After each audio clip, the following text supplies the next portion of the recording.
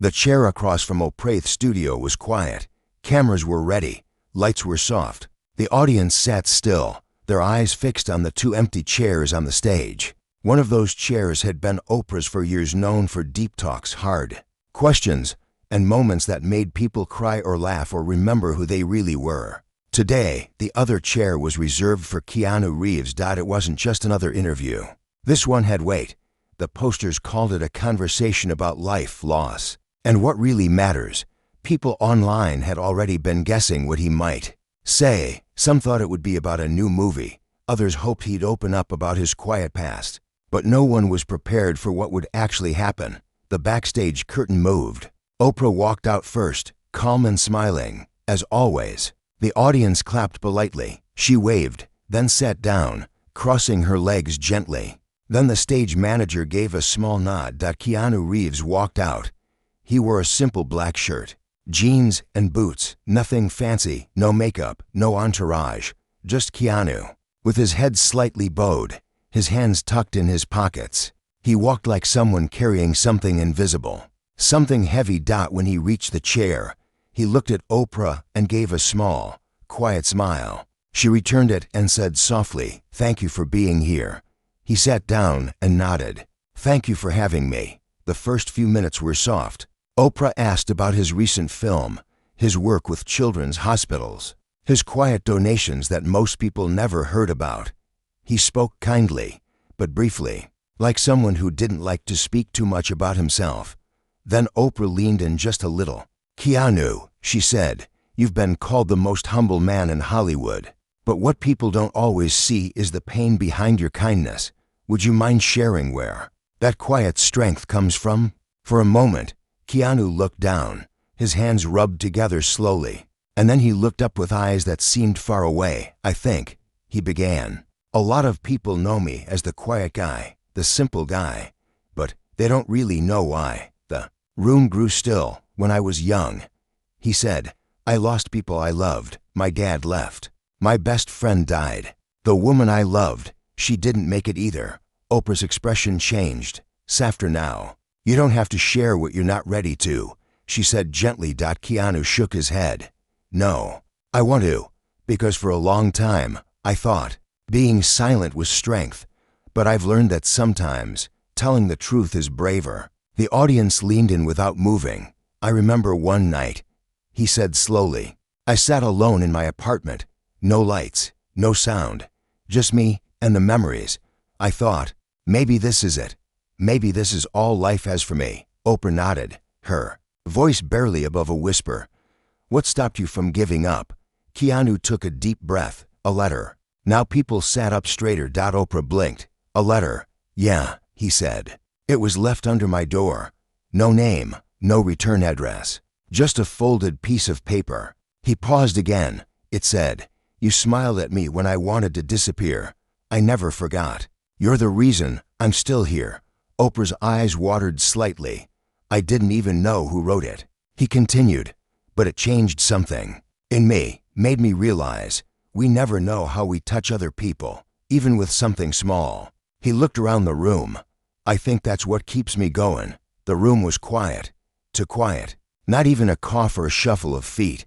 But then Oprah asked something unexpected.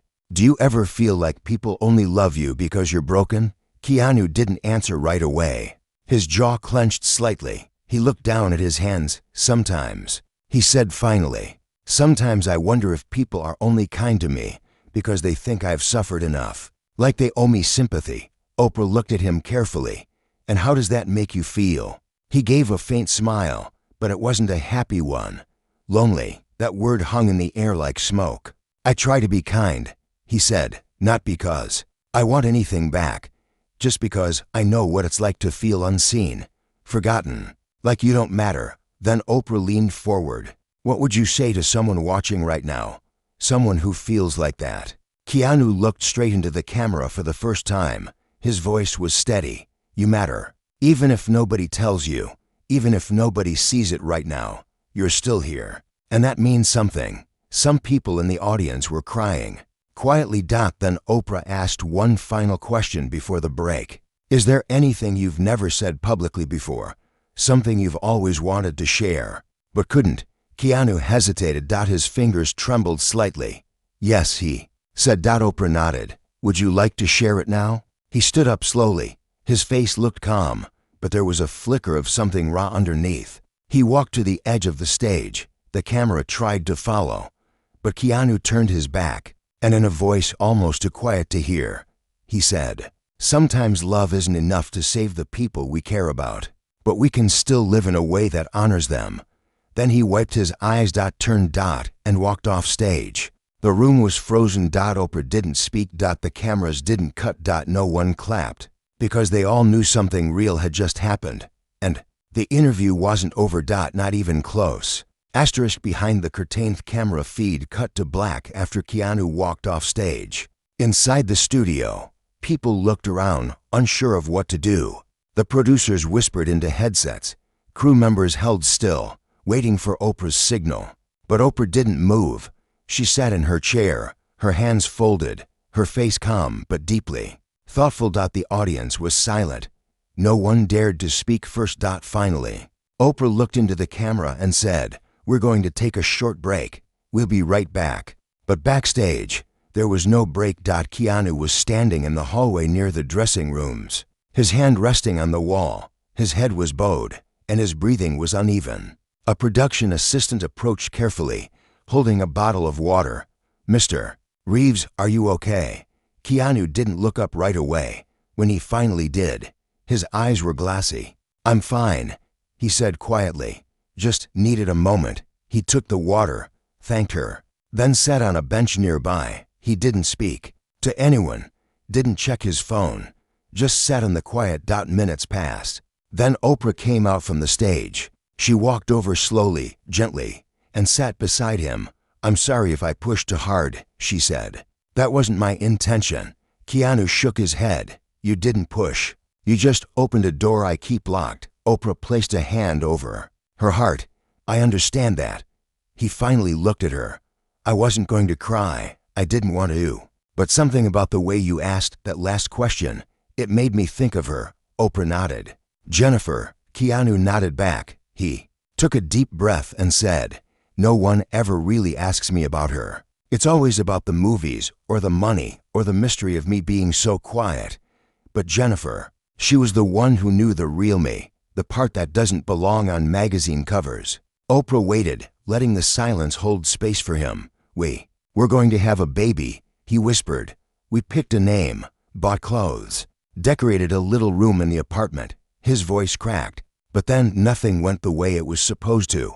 He looked away, trying to stay composed. "First we lost the baby, and then I lost her." Oprah placed a gentle hand on his shoulder. "You've carried so much." "Yeah," he said, almost to himself, "and I didn't know what to do with it. So I just worked and stayed quiet and tried not to feel too much, but it always comes back." Oprah asked softly, "Have you ever told anyone the full story?" Keanu shook his head. "Never like this. Would you want to?" He looked up, then stood slowly. "Yes, but only if we do it differently." "How?" He looked her in the eyes and said, "I don't want to sit on that stage like I'm something special. I want to sit in a circle with people who've been through real grief. I want to listen to them too, not just be listened to." Oprah smiled. "That's powerful." The producers weren't sure at first, but Oprah agreed. The next hour was restructured. They moved the interview to a quiet set. No flashy lights, no audience, just a round space with 6 chairs placed in a circle. Oprah sat beside Keanu, and the other chairs were filled with people who had written letters to the show. Each had experienced deep, painful loss. There was Maya, who lost her husband in a car crash. David, who lost his daughter to cancer. Lucy, who grew up in foster care and never met her birth mother. And 2 other strangers until this moment. Now, bound by something unspoken. Keanu greeted each of them with a quiet nod. No handshake, just soft eye contact and a few words. Then Oprah said, "We're not here for an interview. We're here to be honest, as people, not performers." Maya spoke first. "I just want to know how you live with the quiet, because that's what hurts the most. The quiet after the funeral, the quiet when everyone stops calling, the quiet when you're alone with your memories." Keanu nodded slowly. You don't get used to the quiet, but you learn to walk with it, like a shadow. Not your enemy, just something you carry. David wiped his eyes. Do you ever get angry? Yes, Keanu said. But I try to ask the anger what it wants to say. Sometimes it just wants to be heard. Lucy asked, do you ever feel guilty for smiling? That one hit Keanu harder than the others. He closed his eyes for a moment, then opened them and said, yes, every time. But I remind myself those we lost wouldn't want us to suffer forever. They would want us to smile when we can. Oprah turned to the group. What about healing? Do you believe in it? Keanu thought for a long time before answering. I believe in healing, he said, but not in the way people imagine it. Not like a wound that disappears. Healing, to me, is learning how to live with the pain. How to turn it into something softer, not to forget, but to forgive the world. For breaking our hearts, silence again. But not a sad silence, a sacred one. Then Maya said, this is the first time in 2 years I've spoken about him without breaking. Keanu reached out and held her hand.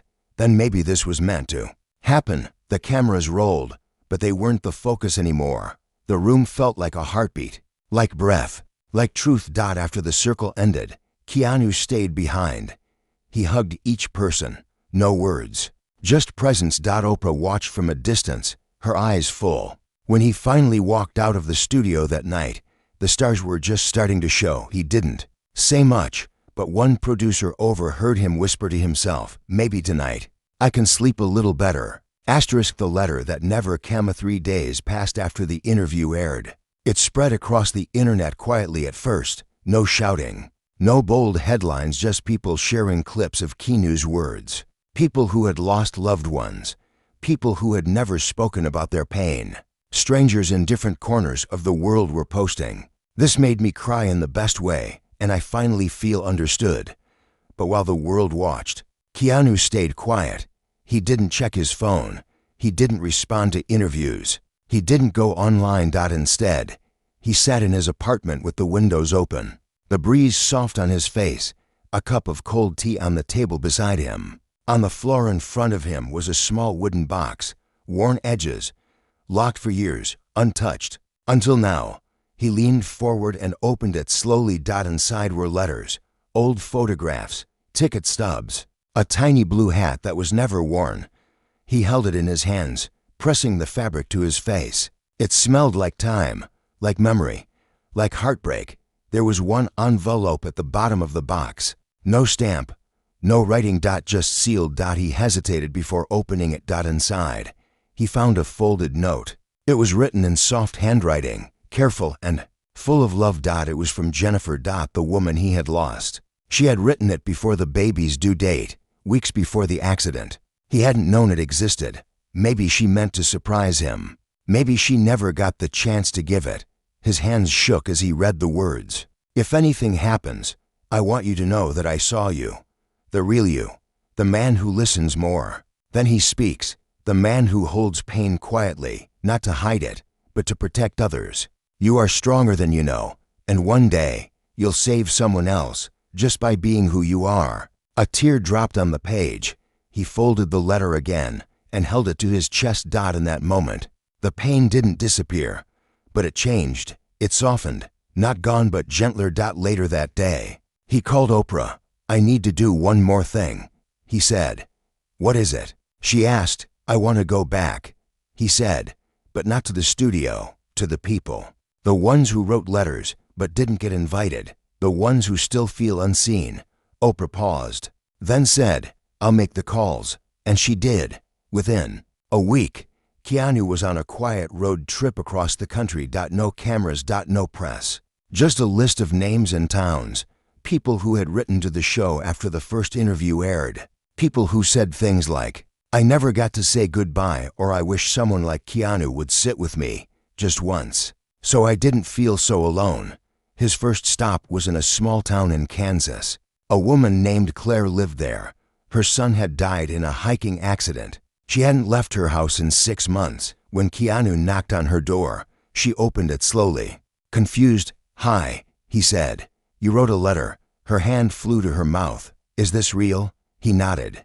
Do you have time to sit and talk? She invited him in. They sat on the porch for hours. They didn't speak the whole time. Some moments were just silence and shared air. But by the end of the visit, Claire smiled for the first time in months. "Thank you for not trying to fix me," she whispered. "You don't need fixing," he said. "Just space to be." His next stop was a veteran named Tom. He had lost his brother in war and hadn't spoken to anyone about it in 10 years. Keanu listened, nodded, and shared his own stories of loss, not to compare, but to connect. At each stop, the same pattern happened. He would sit quietly. He would listen. He would offer one sentence that felt like a warm blanket in a cold room. He never rushed, never judged, just gave presence. And with every visit, something inside him healed a little more. Meanwhile, back in Los Angeles, Oprah was preparing something quietly. She had taken the raw footage from the interview circle and begun cutting together a special episode, not for ratings, not for fame, just for people who needed to know they weren't alone. She titled it, "The Grief We Carry." She planned to release it without trailers, without promotion, just a soft upload, a quiet gift to the world. But just as she was finishing the final edit, her assistant rushed into the room.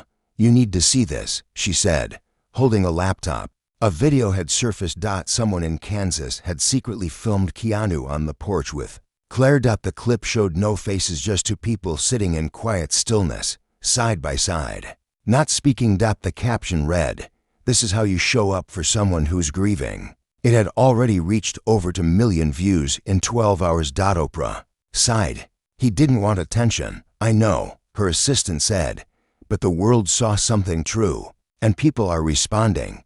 Keanu hadn't planned for this. He returned to Los Angeles 2 days later. When he got home, he found his mailbox full of handwritten letters. No email, no text, just paper and ink. Thousands of people had found his address somehow. Not to ask for autographs, not to take from him. But to give something back. One letter simply read, "Because of you, I told my father I miss him, and for the first time in years, he hugged me." Keanu sat down with the letters spread around him like feathers.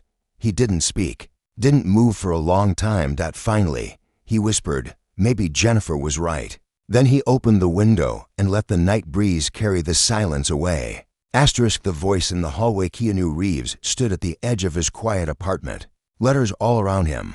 The soft hum of the city outside felt far away, like a whisper behind glass. The lights were low. His phone buzzed for the 5th time that evening, but he didn't pick it up. His mind was still with the people he had met across the country. Claire, Tom, Maya. Their faces stayed with him, gentle, grieving, and honest. He had started this journey thinking he might help someone, but what he didn't expect was that they would help him more. For years, he had learned to live with silence. Now he was learning to live with connection. Then his phone rang again. Not a text, a call. He picked it up. "Keanu," Oprah said softly, "I just sent you something." He opened his laptop. A private link appeared. He clicked it and watched. The video began with a dark screen. No music, no titles. Just breathing, real breathing. Then a voice. Maya spoke.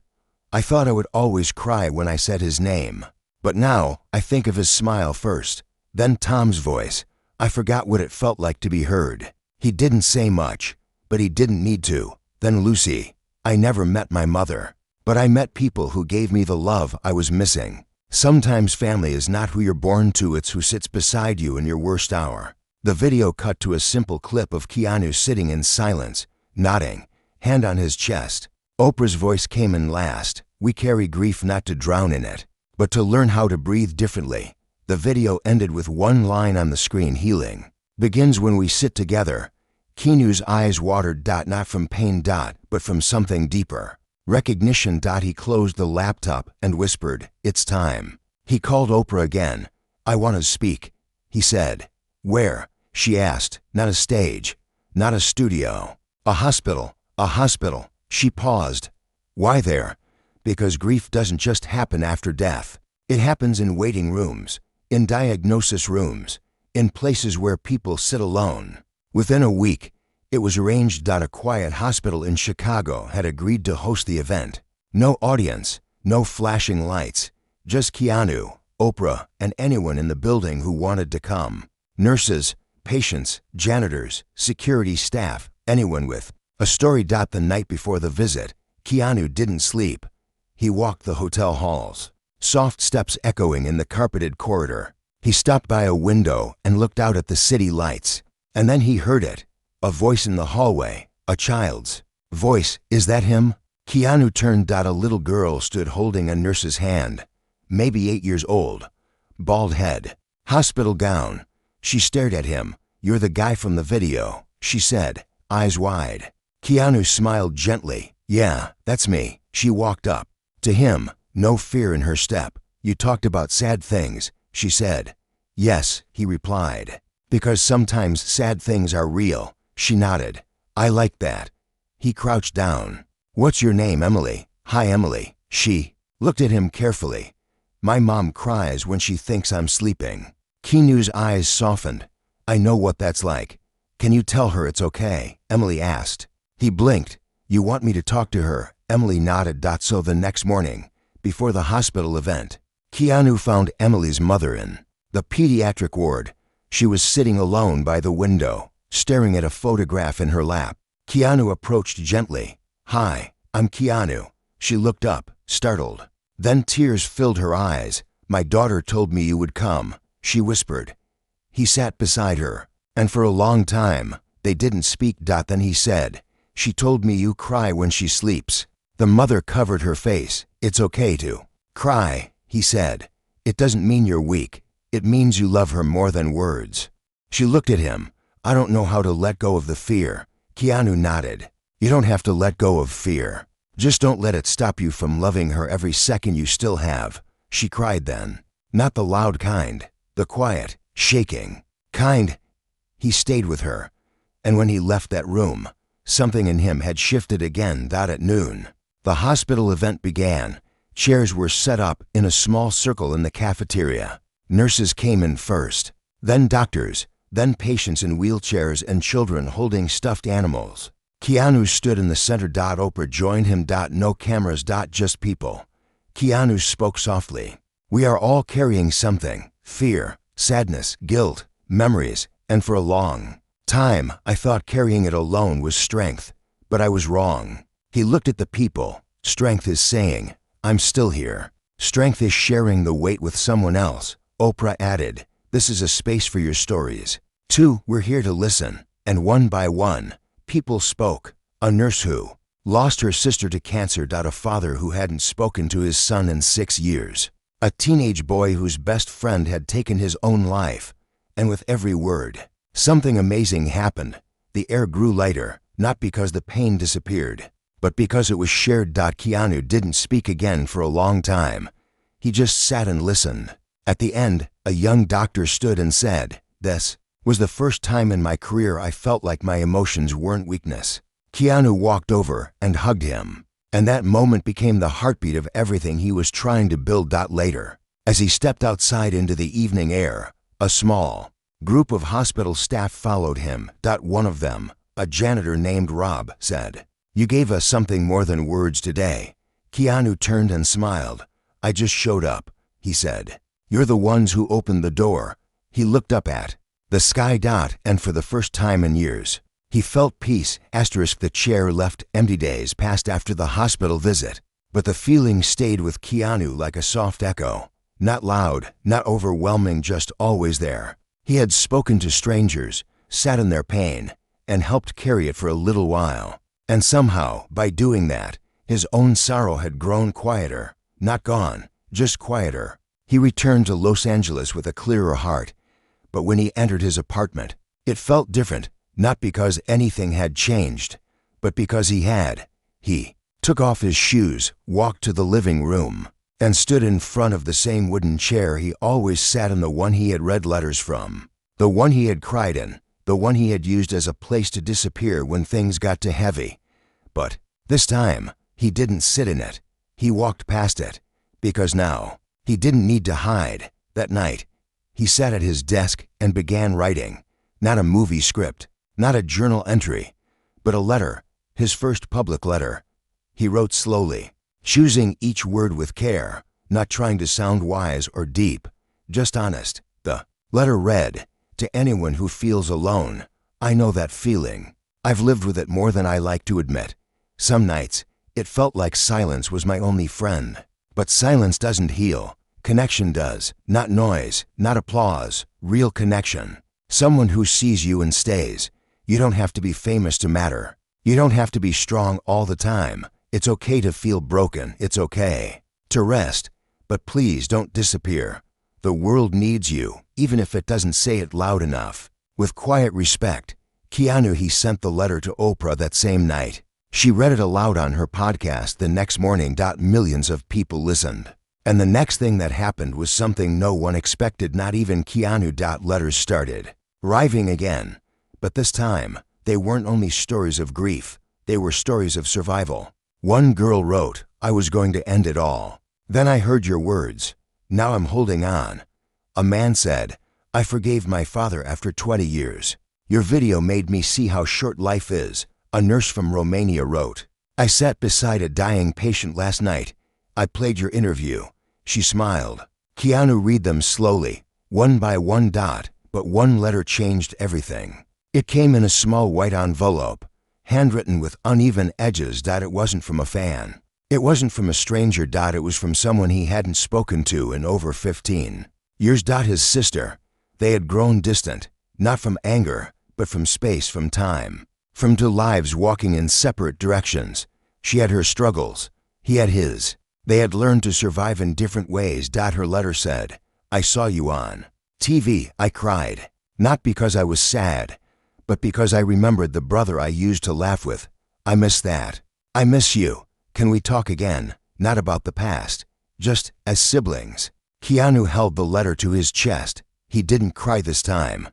He just closed his eyes and whispered, "Yes, that weekend, he met her for tea in a quiet garden cafe. No cameras, no pressure. Just two people, starting again.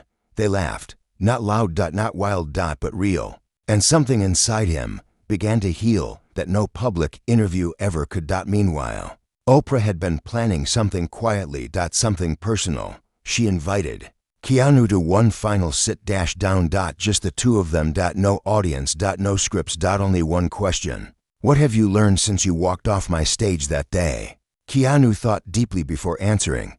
"I've learned that grief doesn't want to be solved. It wants to be shared." Oprah nodded slowly. "I've learned that kindness isn't weakness, and silence isn't peace." He continued, "You can only heal when you let someone in." Oprah leaned in. "And have you?" "Yes," he said. "For the first time in a long time, I've let people in." He paused. "And now, I'm ready to give something back." Oprah smiled gently. "What do you mean?" "I want to start a foundation," he said. "Not in my name, not for press. Just a quiet place where people can find someone to sit with them, talk, listen, cry. Just be with them in the pain." He pulled out a folded paper. "I want to call it the empty chair." Oprah's eyes softened. "Why that name?" Keanu looked at her with quiet truth. "Because everyone who's lost someone has an empty chair in their heart.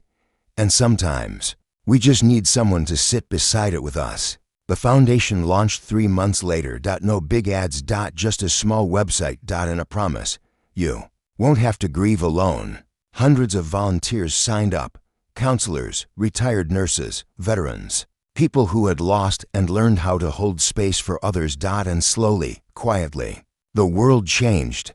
Not because of fame, not because of money. But because of one man who stopped hiding his grief and helped others carry theirs. And somewhere, in a hospital room, a little girl named Emily watched a video with her mom and whispered, "He kept his promise." The seat beside you. It had been 1 year since Keanu Reeves walked off that interview stage. 1 year since he cried in silence, opened his heart to the world, and started a quiet movement that no one saw coming. There were no flashing headlines anymore, no viral clips, no trending tags. But something far more powerful had taken root. Connection. The foundation he started, the empty chair, had grown quietly. Across cities and small towns. Volunteers sat beside people who felt lost, not to give advice, not to fix, just to sit, just to be there. Schools began creating grief circles. Hospitals opened listening rooms. Prisons invited counselors to talk to inmates not as criminals, but as human beings with pain to old and name. All across the world, people started showing up for each other. Not with loud speeches, but with presence. That was Keanu's dream, and it was working. He didn't take credit, never stood at a podium, never asked for applause. He just kept showing up in small ways. One afternoon, he visited a quiet library in a rural town in Oregon. They had converted one of their reading rooms into a grief space. A small table, 2 chairs, a box of tissues, a sign that read, "You don't have to say anything. Just sit." A boy was there, maybe 12. His father had passed 6 months earlier. He had stopped talking to anyone. Keanu sat in the opposite chair. He didn't introduce himself, didn't explain who he was. He just sat. After a while, the boy looked up and said softly, "It hurts." Keanu nodded. "I know. Will it ever stop?" the boy asked. Keanu looked out the window. "It might not, but you'll learn how to carry it, and you'll become stronger than you think." The boy didn't speak again, but he didn't leave either. They sat in silence until the sun dipped behind the trees, and when the boy finally stood up and whispered, "Thank you," Keanu only smiled and said, "Anytime." Later that night, Keanu returned to his apartment. It looked almost the same. Same walls, same chair, same box of letters, but something had changed. He didn't sit in the old wooden chair anymore. Instead, he kept it empty. Right beside the window, and whenever someone came over, a friend, a neighbor, even a stranger, he invited them to sit there. "This is the chair for the ones we miss," he would say, "but you're welcome to sit next to it." And people did. They sat, they cried, they laughed, they remembered, because grief never truly leaves, but when we share it, it becomes less lonely. One morning, Keanu got a call. It was from Claire, the woman he had visited in Kansas, the one who lost her son. "I'm hosting a community night," she said. "We've built a small room in our library, like the one you showed us. We call it the listening room. Would you come?" He said yes. When he arrived, the room was already filled with people, not broken, not fragile. Just real. They hugged him, not like fans, but like family. Claire stood up and spoke. "We used to keep our pain quiet. We thought it made us weak, but now we tell the truth. Because one man reminded us that being open doesn't make us smaller, it makes us whole." Applause followed, soft and honest. Keanu smiled. Then he sat down beside an older man in the back. The man was shaking, holding a picture in his hand. "My wife," he whispered. 42 years. "She passed last month." Keanu touched his shoulder. "Tell me about her," he said. And the man did. For almost an hour, he told stories about their first date, their first fight, their first home, their last goodbye. Keanu listened, eyes never leaving his face. And when the man finally stopped, he said, "Thank you for listening." Keanu smiled and said, "That's what we're here for." As the evening ended, people began placing candles in the window, one for each person they had lost. Keanu placed one for Jennifer. He stood there, watching the light flicker, and whispered, "You were right. Love doesn't end. It just changes form." A gentle wind passed through the room. And for a moment, he felt her presence again. Not as a memory. But as something soft and kind in the air around him. Outside, someone captured a photo from the sidewalk. It showed Keanu standing beside a glowing candle, a wall full of photos, and an empty chair right beside him. They posted the image with no caption, and somehow, that image traveled around the world. People started creating their own versions. Empty chairs on porches, at kitchen tables, in parks. They weren't for sadness alone. They were for presence, for honor, for quiet love. A silent symbol of something deep. You are remembered. You are not alone. And so, the story that began with a man walking off a stage in tears ended with the world sitting together in peace. Not because pain disappeared, but because it was finally seen and shared.